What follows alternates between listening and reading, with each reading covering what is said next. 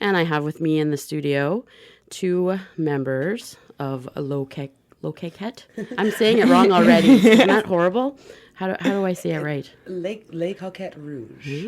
And that's a burlesque group that's in town. Sure is. So do you guys want to just introduce yourselves first, and then we'll get to business? I'm Meghan Hannam, also known as Miss Trixie Belle. Okay. And I'm Jesica McNabb, also known as Miss Scarlet Rouge. Ooh, such fascinating, lovely names. How did you choose those names?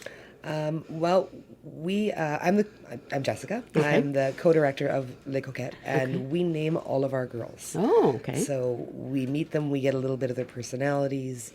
You have the Betty lovely gift of knowing Meghan, and Trixie Belle just suited her to a T. Yeah, I could see that, actually. It works. It's kind of cool because when we join the group, we don't really know who we're going to be or what our identity is going to be. And they get to know us and kind of figure out what vibe of sexy and what we can rock on stage. And they have an amazing way of bringing that out in every individual girl.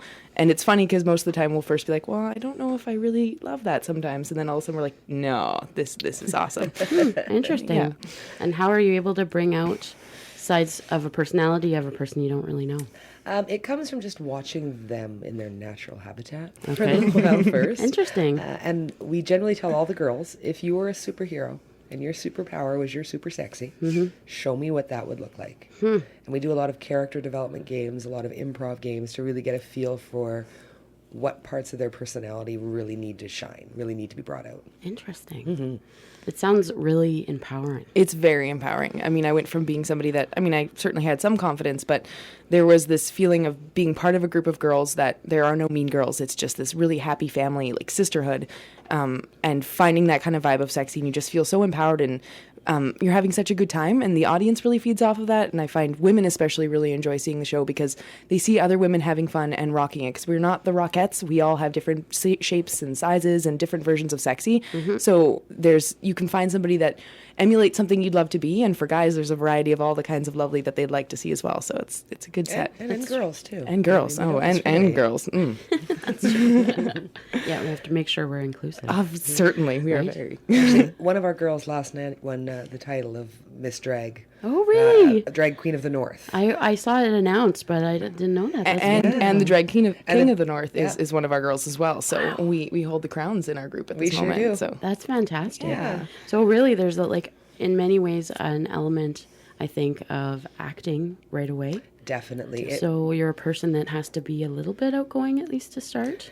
A little bit, but if you're not, we will force it out of you. yeah, we're kind of like introverts that hide in plain sight on stage, I find, because I'm not necessarily super extroverted in my general life, but on stage you wouldn't know it at all because I want everybody's attention and I want everybody to look at me. And it's kind of a fun, safe place to just be wild and be exciting and let everything out. And they make it a place that you want to do that and you feel totally comfortable jumping in. That's very wonderful. Yeah. So how did it come about? How did this group start? I have loved burlesque forever. Okay. We started 5 years ago with Frankly Scarlett Productions, and we do regular stage plays as well. Okay. We've done One Flew Over the Cuckoo's Nest, Steel Magnolias, Best Little Whorehouse in Texas. Wonderful. But the core of this had always been us wanting to form a burlesque troupe.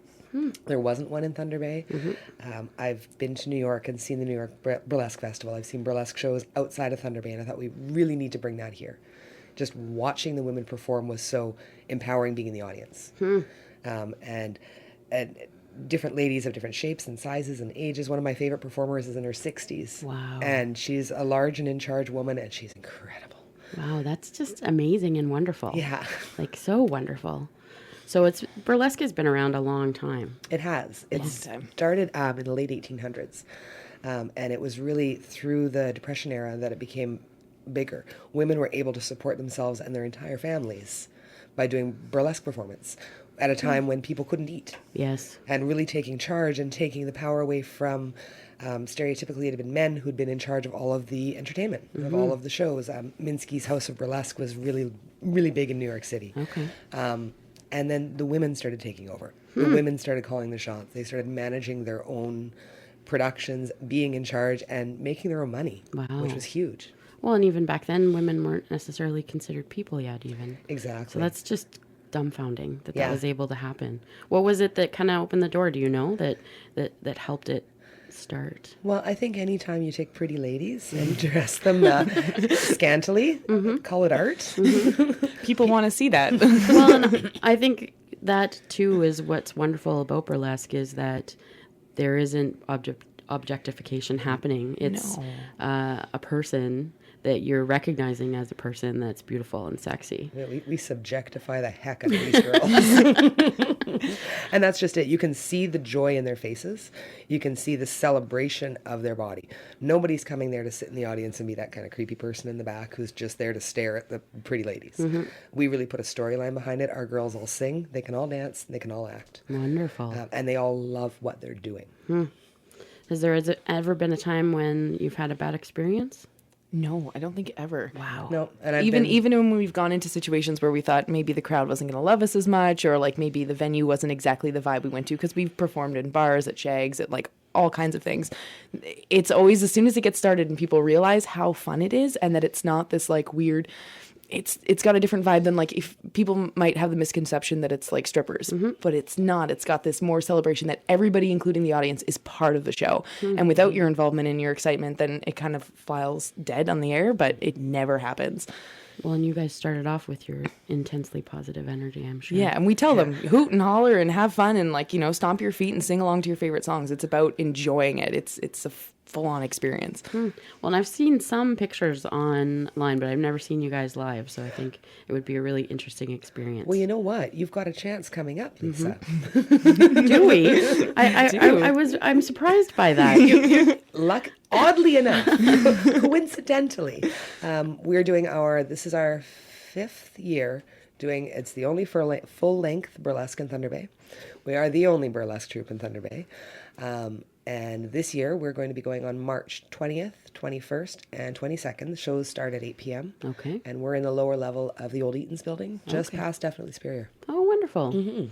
And that's going on right at the same time as this week-long exhibition that's starting today. Do you guys know about that? No. Yeah, it's celebrating International Women's Day, starts today. Yes. And Sophia Wallace is in one of the galleries. She's a internationally known artist, and her exhibition is called Clitoracy. And it's all about learning about the clitoris. Beautiful. And then the remainder of the show is like 16, I think, to 18 local regional feminist artists. Oh, that's awesome. Fabulous. That's great. To check that out. Yeah, definitely. Yeah. Oh, so maybe for people who don't necessarily know what burlesque is, could you guys tell us? We're what is it? Burlesque started with the same sort of breakdown as a show like Saturday Night Live, Okay. where there's musical performers, there's comedy routines, and then we throw musical numbers in there as well. Okay.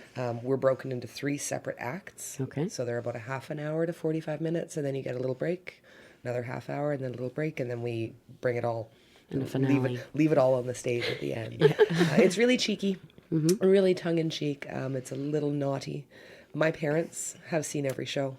My grandmother is our biggest fan. There's nothing in there that you would need to be embarrassed by. None of the girls are uncomfortable with anything we ask them to do. And the audience isn't uncomfortable because of the way that it's presented.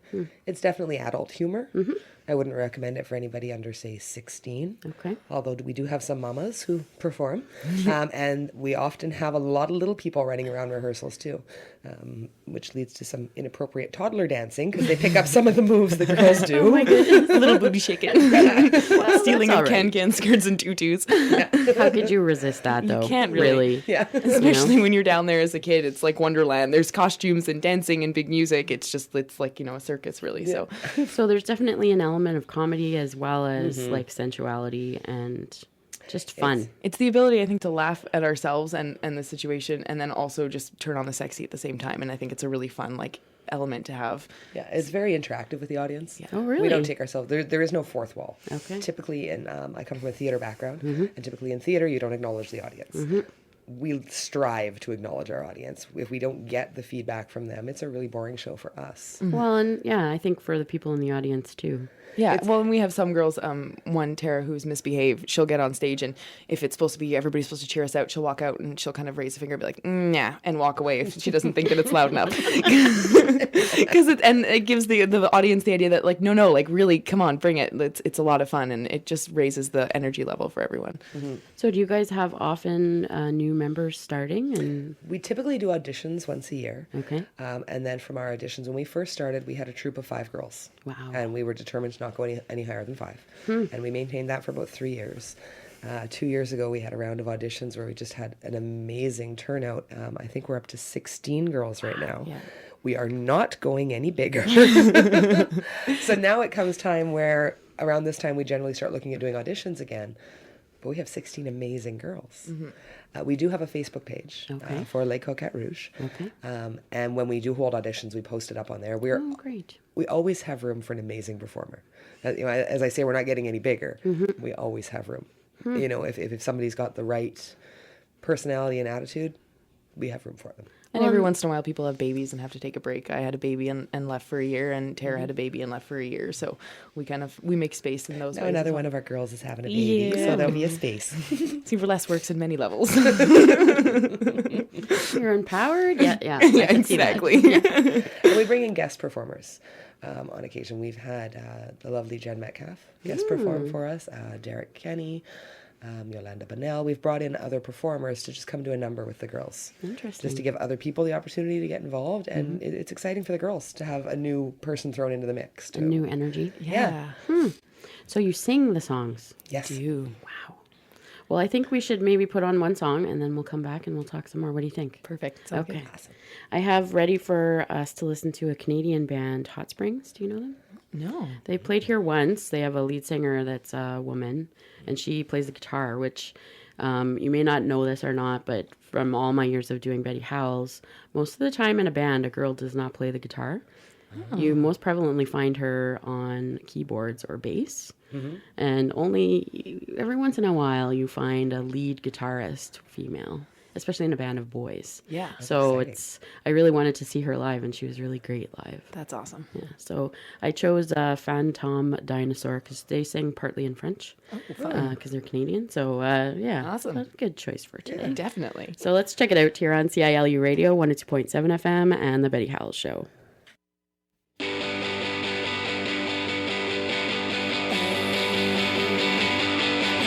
Oh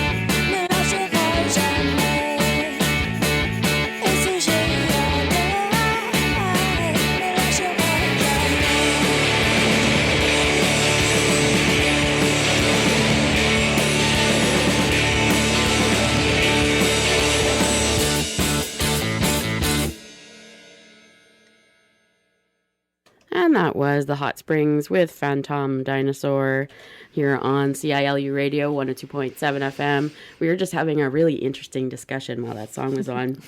And I think we should try and talk about it a little bit so that our listeners can hear.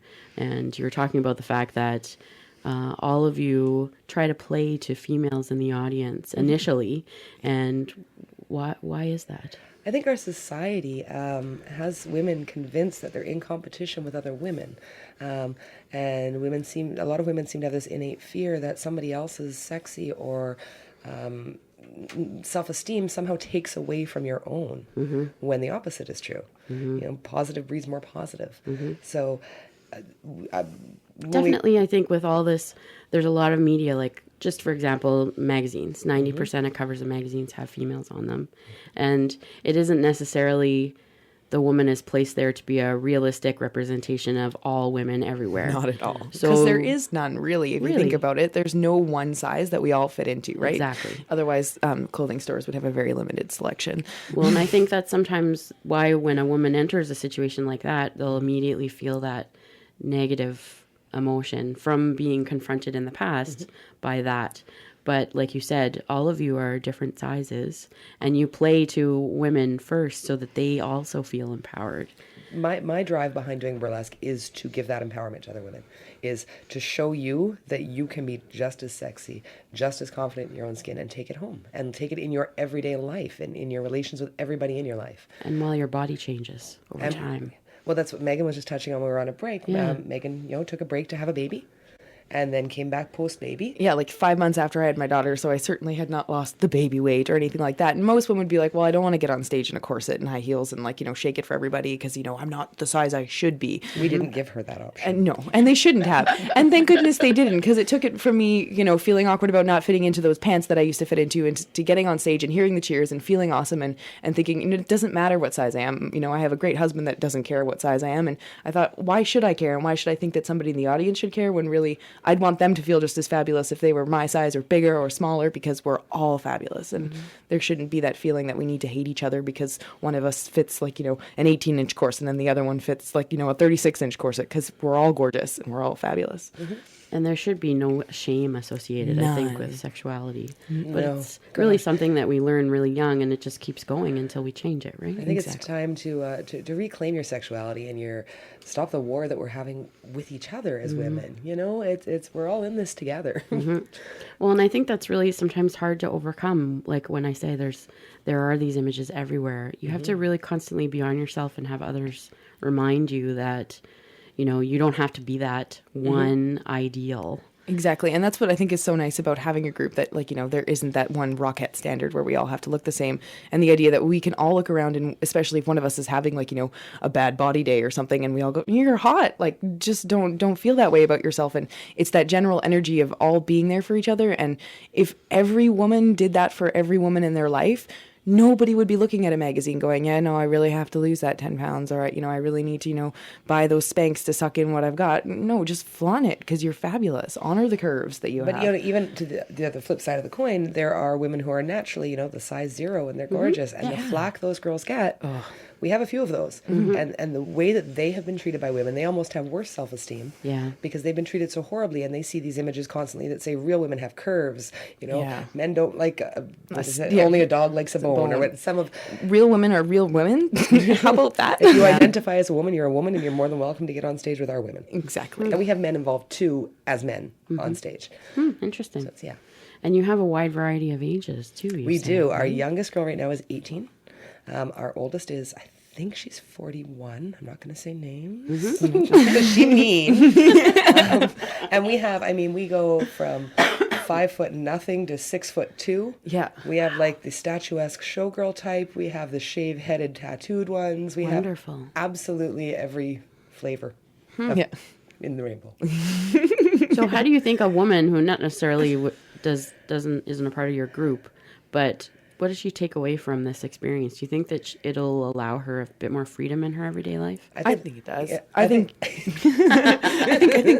we like to talk. We do. That's good. I think most women, like I was mentioning, that my mom had kind of taken away in the end from it the idea that her initial thing was thinking that, like, well, we got to trim up because you're on stage. And then she thought, no, like, you just got to honor what you have. And that she was envious of the fact that all of us had that confidence, and then just kind of applied it to herself. And it was this kind of open discussion we had about the idea that there isn't that one size and there isn't that one anything.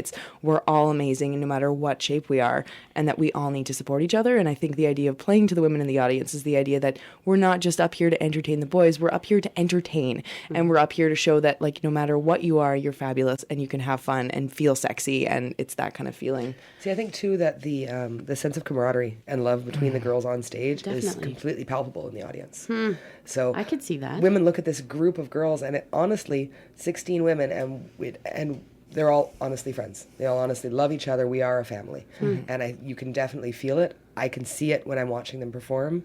And I think taking that away, too, makes them feel a little, the world's a little bit better. It's a little bit of a nicer place than maybe I thought it was. Yeah. Especially anybody, like, I grew up in the mean girl kind of high school, which so much of us go through, right? Where, like, you don't fit into a certain clique or that whole thing. And it made me scared of girls for the most part, because most of my friends were guys, because it was just a lot easier to get along with people that weren't concerned about, all that other stuff. And so finding this group of girls where there is none of that mean girl, it's just not allowed. We're there to support each other no matter what kind of life thing we're going through, or, having trouble getting on stage with something. We're just there for each other, and it's an amazing feeling to feel that we can have that. I think, too, it addresses your insecurities in yourself are generally what you dislike in other people. So you're talking about the mean girls who pick on you for not looking a certain way. That's coming from a place of insecurity. So we work first to banish the insecurities in these girls, in these women, to get rid of what you're feeling insecure about, so you can look at somebody else and be like, good for you, instead of being like, well, you can't see the face I'm making, but it's a good face. We can kind of imply, though, from the noises. It's not that hard. So very interesting that you start out really boosting self-esteem and eradicating the negative thoughts, because I think we all have them.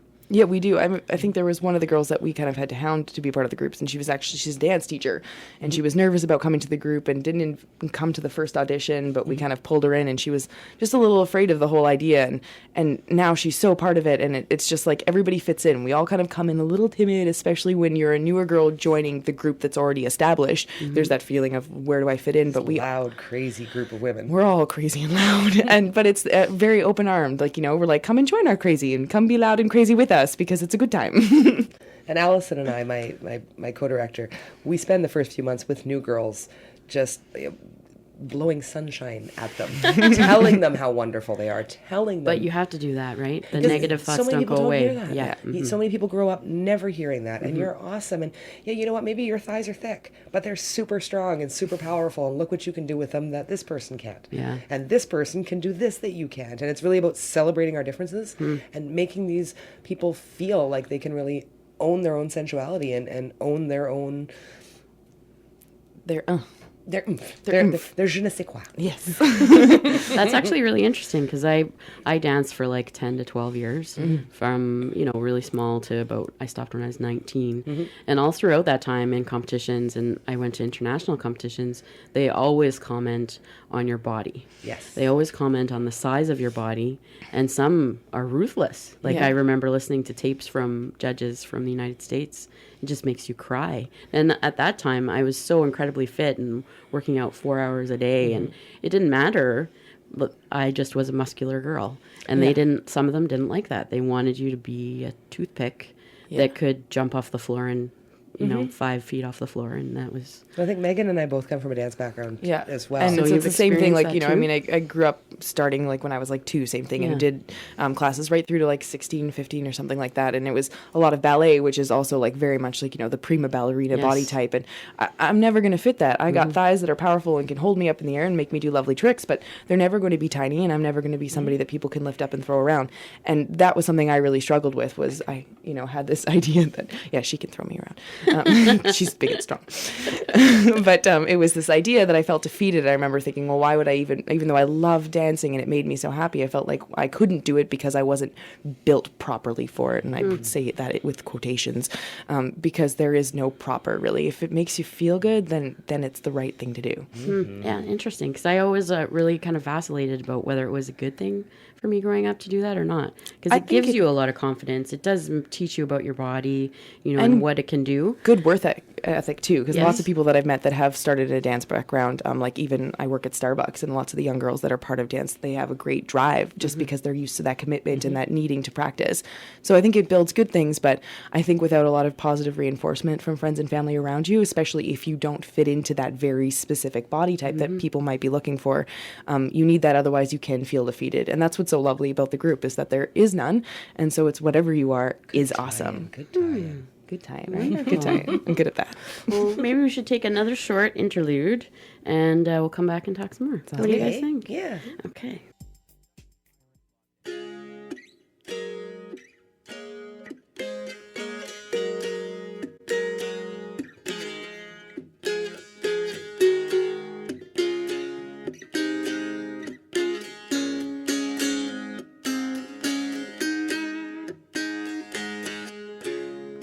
Just before our love got lost, you said, I am as constant as a northern star. And I said, constantly in the darkness, where's that at?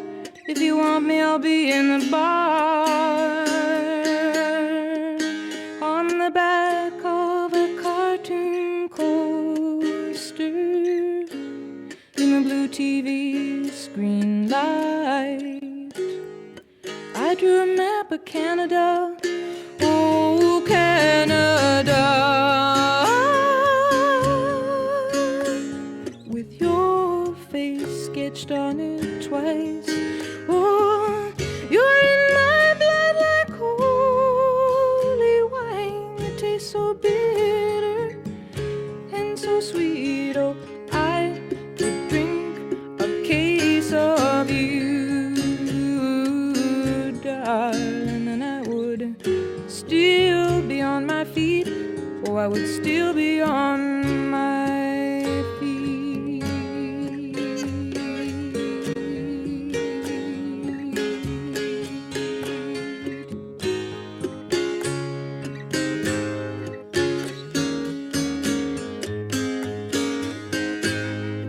I am a lonely painter. I live in a box of paints. I'm frightened by the devil, and I'm drawn to those ones that ain't afraid. I remember that time you told me, you said, love is touching souls. Surely you touched mine, 'cause part of you pours out of me in these lines from time to time. Oh, you're in my blood like holy wine. It tastes so bitter and so sweet. Oh, I could drink a case of you, darling. Still I'd be on my feet. I would still be on my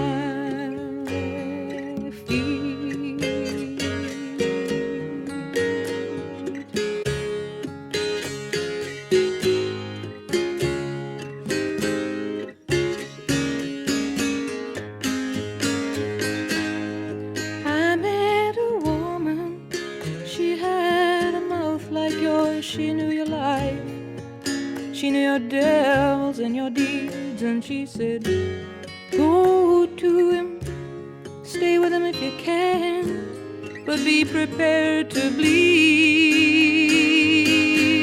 Oh, but you are in my blood, you're my holy wine. You're so bitter, bitter and so sweet. Oh, I could drink a case of you, darling. Still I'd be on my feet. I would still be on my feet.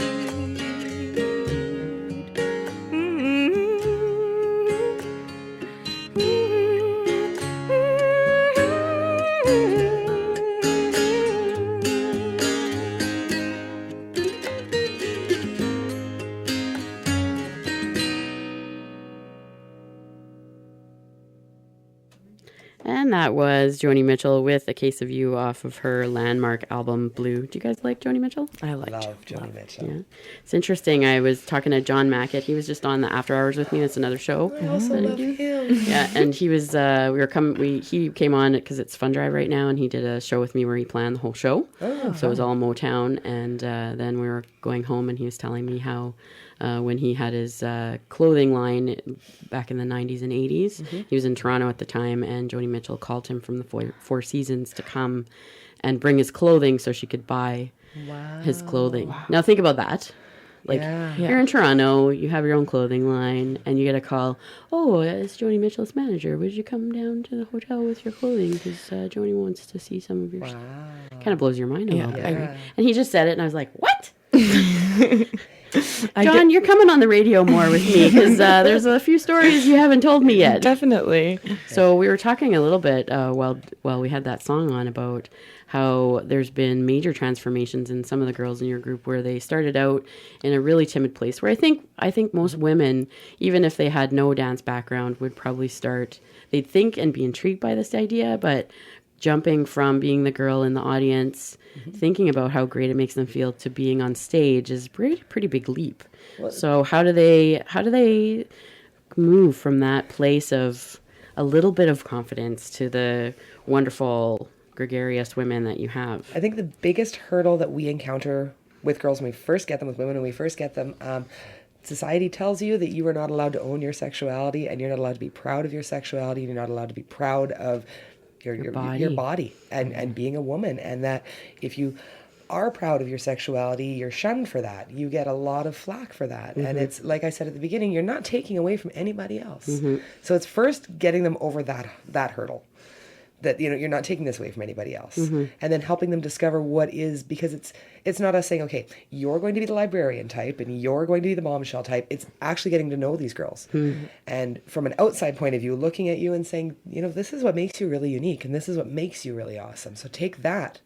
Well, and you as the outsider, not knowing the person's right away, I think maybe you have a better notion of what... Much better, because they don't have the sense of the insecurities and the weights that you might be carrying and bringing into the situation. They just kind of meet you, get to know you, and kind of see you doing your thing, and they go, oh, that. And you might not even know that is there, right? And they just make it come out in you in a way that just feels so amazing. One of my favorite moments with new coquettes is each girl has her own theme song. So they have a little bit of an introduction. I'm the MC of the show. So as I'm introducing them, their theme song is playing in the background. We pick the song. And the first time we play it for them, and the first time they have to do their strut on stage to their song. My partner is amazing with picking the song that speaks to everybody has those inner diva moments in front of your mirror at home. They may not know that this is the song they should use to do it.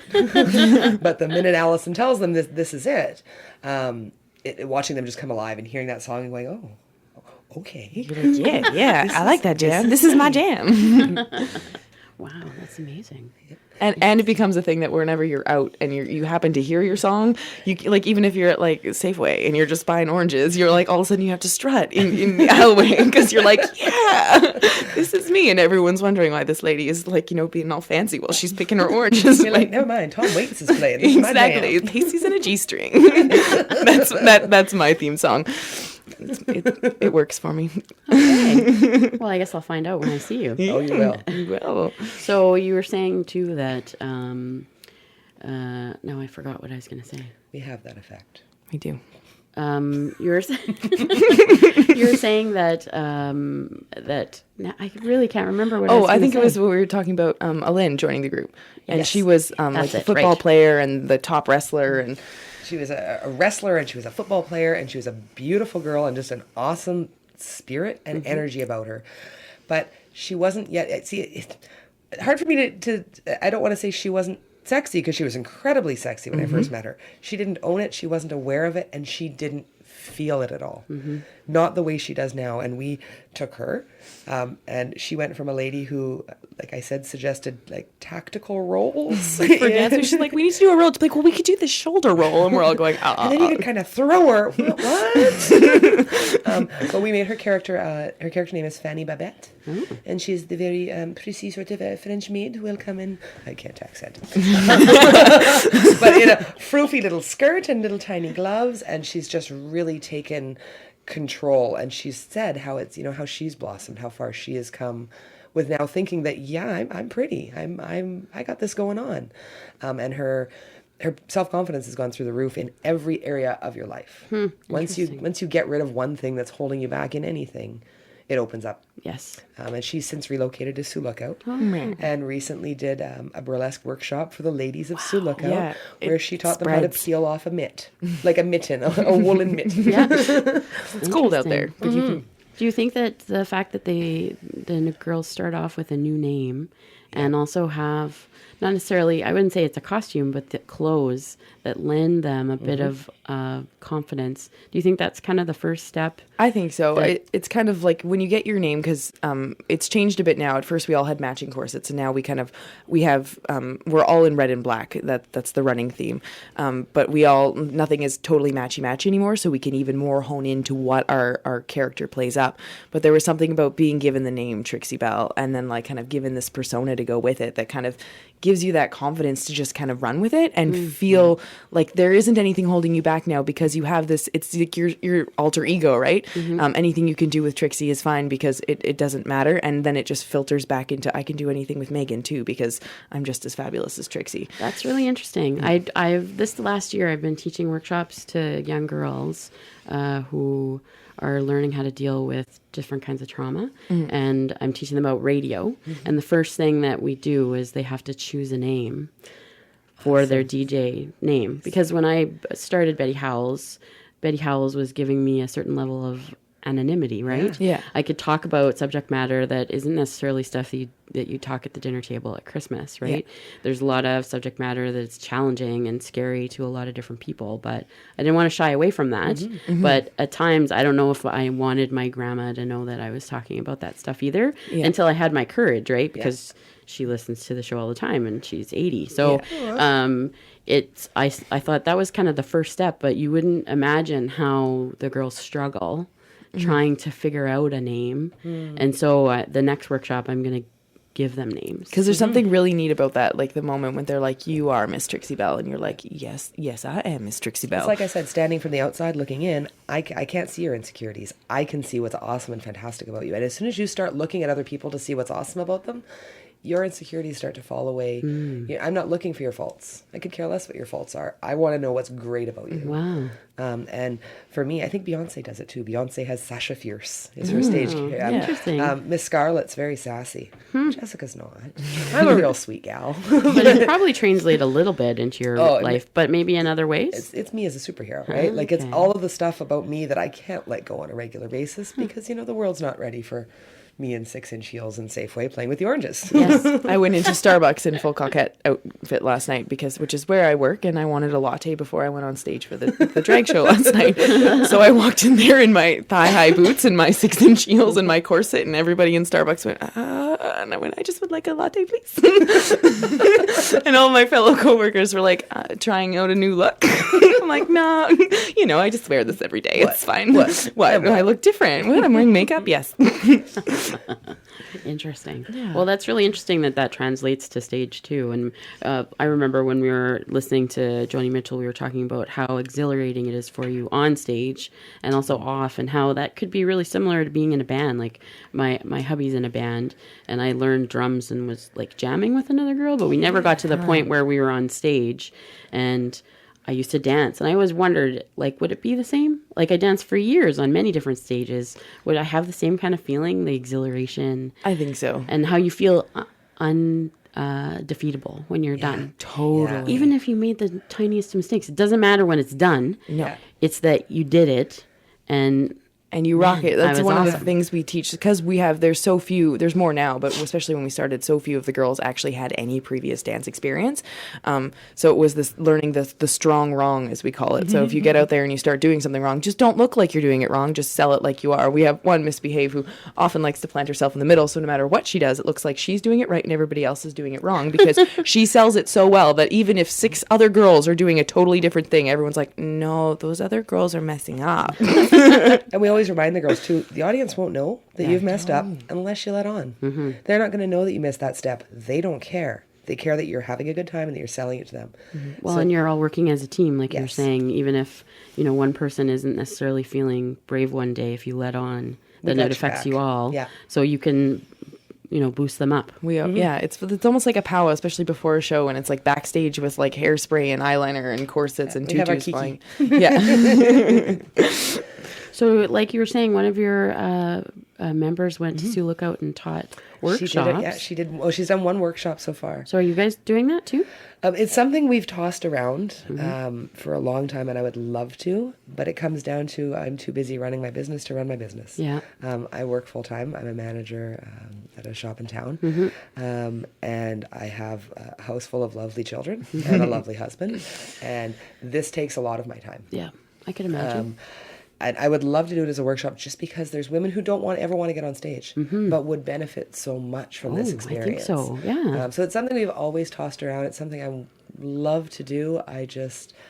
It's finding the time and making sure that I'm not taking away from anything else in my life to make it happen. That's true. But I think even just being at a show and like hanging out, because we always hang out after the show, like while people are filtering out and leaving, and just getting to know the girls, and after seeing it, there's that vibe. Like we have that energy when we leave stage. We were talking about how we like vibrate when we leave stage because we're just so excited, and that adrenaline rush that you get, and it kind of just feeds off. Like there's these women that just come up and are like, it's so amazing and it's so exciting, and you don't even know them from like anybody else that you'd walk down the street from, but there's an instant bond of just this general excitement about like what just happened because they're involved through participation through the audience and just that support that you just feel as like a group of women feeling like women are being awesome together. Yeah. Let's all be awesome. Put that on a shirt. Well, you could have a t-shirt. Really. Totally have a t-shirt. Yeah. We have t-shirts. We do. And we also have calendars. Oh. And we sell postcards with all the ladies on them. One of our girls is an amazing local photographer. You may have heard of her. Oh, yes. I have heard of her, actually. Meghan Hannam. Yes. I believe I might know her. I think I might have seen her work at one point, too. Maybe. But that's another huge transformation for the girls. It's the day they get their photo shoot. And it's full-on glam pin-up. And all of them together. It's like a bonding experience. But to see the finished product for them, one of the girls, we did one for a few of the new charges that we took on this year. Charges. And we did their photo shoot, and I'd finished hers first. And she was bawling her eyes out when she saw it. And at first I thought, oh my gosh, she really not like it. And she said, I've never felt so good when I've seen my, like in a picture before, ever have I felt that amazing about me. She's like, I don't look like that. I'm like, yes, you do. And I think a lot, it's just like getting your alter ego. It's being able to see yourself in a way that like is that like magazine quality and that feeling of I am that pinup girl, it's that amazing and just having thing. The photo shoot experience too, getting your hair and your makeup done, getting all dressed up, and having a photographer telling you how amazing you're doing. And Meghan has this incredible ability of capturing the beauty of all of your subjects. Everybody you photograph, they have such a life that comes out of the photo. That's true. And light. And I've always noticed that with your photography. And the girls, all of them looking at their pictures afterwards are like, oh my God, that's me. And, putting them all together in a calendar and having that for sale, having their postcards for sale, so you can take home your favorite coquette is So do you think like from you guys having costumes and really sexy lingerie that you're wearing during the shows, do you think that women seeing the show and leaving maybe will get that connection that lingerie is something that's for them, not necessarily only for their significant other, and wearing it they can get some empowerment? Totally. Actually, after the drag show last night, I had 2 different people come up and say, can I touch your corset and where did you get it? Yeah. And I was like, Corsets UK, it's fantastic because it's steel boning, so like it puts everything where you want it to go, and it's just this idea, they're like, because I just want to wear them. I'm like, and you should, because it feels good and it feels awesome to put it on. It doesn't. Well, it feels awesome when you take it off. Actually, it's a series of pulling off your fake eyelashes, taking off the bra and the corset and the boots. And your whole body goes, thank you. Well, whenever you take off a bra, you're happy, right? So. Always, especially after shaking it in them for 3 hours. It's funny that you mentioned the lingerie, and you can own it and you can feel sexy, because I guess maybe it comes from doing this for so long. I feel my sexiest in my sweatpants and a t-shirt and a ponytail. Interesting. And I think my husband, I don't know, I can't speak for him. I like to think that he's come around to think that that's because he sees me come home after the show and take off the 10 layers. We actually have so much clothes on when we're on stage to look like we don't. Yeah, we're Interesting. actually closer. I always say, I reference it to, we're more anatomically alike to a Barbie than we are to like an actual woman, because there's so many layers. There's like, nylons and fishnets and booty shorts and underwear and then like a frilly bum and then like, all of that. And that's just your lower half. That's not even the top half. Like Wow. Don't there's even think about going to the washroom. oh my It's not gosh, you happening. pee before and you pee when you're done. The magic is over. Oh, did I break the fourth wall? Well, you made yourself a little bit more human. That's for Oh, sure. we are, and that's part of the beauty of it, is that we all are doing that. That's interesting, though, that you feel sexy in your sweatpants, but that's because you've had this empowering, Yes. I think, experience. And there's a lot of women that walk around that never feel sexy ever in their entire lives. And I always wonder about what they think. Even friends I've mentioned, well, why didn't you look at that pretty negligee? Like, why don't you buy it for Yeah. yourself? No. Yeah. Why? Well, see, and I've always been the kind of woman that even when I wasn't in a relationship, I bought myself those kinds of things and I wore them. I like to know that under my sweatpants, I'm wearing really fancy undies. And I've always been like that.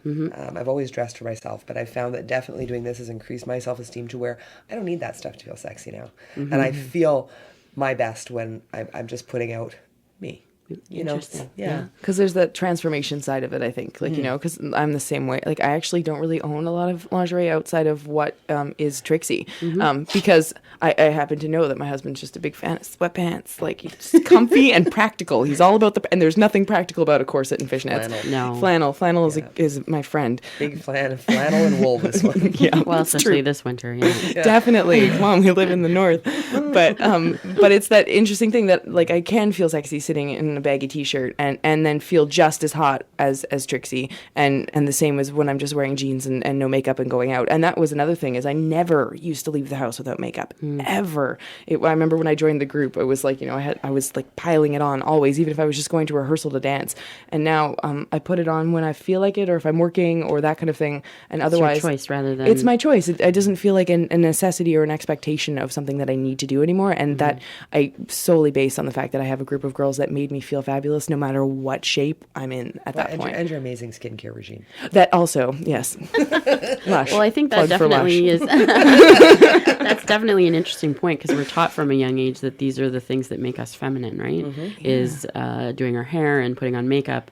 And maybe some of them start in a good place where it does make us feel pretty to do it. Sure. But when it becomes a routine is the only way we feel pretty. And I went through that because I had blue hair for a long time. remember. And then I got rid of it. And it was like I fell out of the sky when I got my regular hair back. Seriously. And I couldn't figure out why.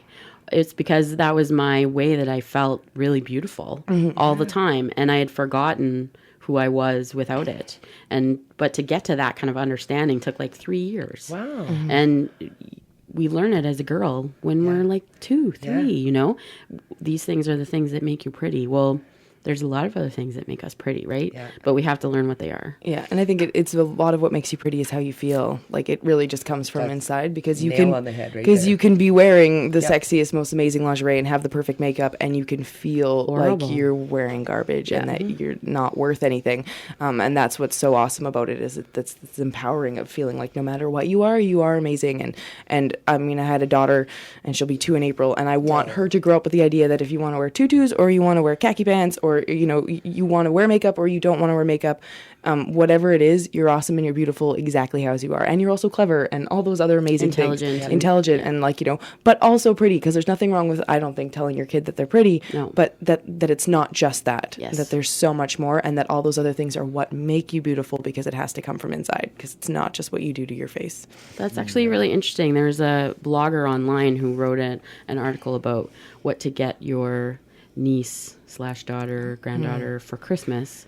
And most of the time when she was buying presents, she was buying something that would make her niece feel pretty, rather than, acknowledging her intelligence, her other interests that are maybe academic, or developing something that she's never done. And how she took a second step back and then, bought her books and then talked to her about the books and realized that her niece loves to read, and she never really acknowledged that before, and wondered how many of us immediately jump to the pretty as the thing that always is girls, rather than jumping to something else. See, it's neat for me as a mother, because I have 2 gorgeous, brilliant, wonderful, hilarious daughters, and I have my youngest is a boy. My girls were very much tomboys. I couldn't wrestle them into dresses as children. They abhorred anything pink. They were not just, and I've tried to raise my children very gender neutral. I'm the oldest of 7 kids. There's a big mix of us in my family. My son is the only one who has naturally taken an interest in makeup and pretty things. Interesting. I mean, it's And selecting outfits, like, he wants to match. He picks himself out head to toe. He is very aware of his appearance at all times. Interesting. He'll watch me do my makeup for an hour. That's probably why, eh? Yeah, well, but the girls grew up in the same environment with the same mom. Yeah. But they just kind of went, meh, I'm going to go over here and roll in the dirt for a while, okay? Meanwhile, my little guy is beside me asking if we can paint his toes again, because we can hide those in socks and people can't tell. He's 6 now, so he's very concerned with what people think of him. Oh. Well, then yeah. he should wear purple nail polish and tell them, I like purple nail polish. I've been trying to feed that to him, but it's just not working. Well, he's still young. Eventually. Yeah. Eventually, definitely. Just the fact that he likes it is pretty cool. Yeah. Well, yeah, it was like last night because I was getting ready for the show, and my daughter has had this thing where she likes to sit on my lap while I do my makeup because it's a big vanity and whatever, and it's interesting to a toddler because there's all these brushes that she can mess with and smash my makeup It's and like all those. magic. It is, right? And it's is. fun, and It she really thinks is. it's hilarious, and then of course after that, mommy dons fishnets and a tutu, and so she promptly goes and finds a tutu and is wearing it over her pajamas and running around yelling tutu, tutu, and I'm going, oh, the parent-teacher interviews we will have. It's going to be lovely. Oh, they are. They're going to be really Oh, they're going interesting. to be good. Well, I'm so glad you guys stopped by today. I think it's a really great thing that you're doing and giving to Thunder Bay. Well, thank you so much for having us. If I can just one more time. Yes, let's talk about your event let's that's talk happening. About the event. Yeah. We've got a full-length burlesque, March 20th, 21st, and 22nd. So it's a Thursday, Friday, Saturday. Okay. Show starts at 8 o'clock sharp. They run about an hour and a half. Okay. And it is fun for the whole family. And is there over tickets? 16. There are tickets. We don't have them out to the vendors yet. Okay. But if you click onto our Les Coquette Rouge page on Facebook or Frankly Scarlett, which is the name of the company, or any of the women that perform, they're all going to have tickets on hand soon. There'll also be tickets at the door. Okay. And I think our actual capacity for the room is 675. Oh, so there will be. Come won't on, sell now. out then? Come Yeah. on. Well, let's hope we do. But ideally, you wouldn't have the best view if we sold out, I guess. Oh, yeah. But yeah, This means they have to come back. exactly. Tickets at the door every night. Well, that's wonderful. Well, I'll be posting a link on the Betty Howls page, Awesome, just so that people know about what's happening. And you're welcome to come back anytime. And I think you definitely should think about that workshop. Yeah. I think all the time I have to I pass think it on about to, it. to some of the other people who Yeah. have less Or children. even if it's a once-a-year celebration for like your A one-day anniversary or thing, something. You know what? That wouldn't be a I think bad a one-day idea. thing, like a one-day just come and learn how to peel off a mitt. You want to come help me? I want to come help you. All right, then. All right. Just from me seeing like what happens to these girls from the beginning to an hour and a half of just talking into a microphone is the most. You wouldn't believe it. So I could believe you will change people's lives by teaching them how to feel sexy. One peel at a time. One deal at a time. One mitt at a time at minus 47 below. I love that. Perfect. So Trixie Belle and Scarlet, Scarlet Rouge. thank you for being here today. Thank you for Thank having you. us. So I thought I'd end the show on an interesting note with Wild Flag and their song Romance. Have you heard of them? I think so. There's members from Sleater-Kinney and a few other bands in this band, and they may not be around any longer. They won't confirm or deny. Oh, So, mysterious. Yeah, but they're pretty cool rockin' chicks. And it's romance, so a little bit related, A right? little bit related. Ladies, Little and bit. I'm a little romantic. Oh, romantic. So thanks for stopping by, guys. Thank you. Okay.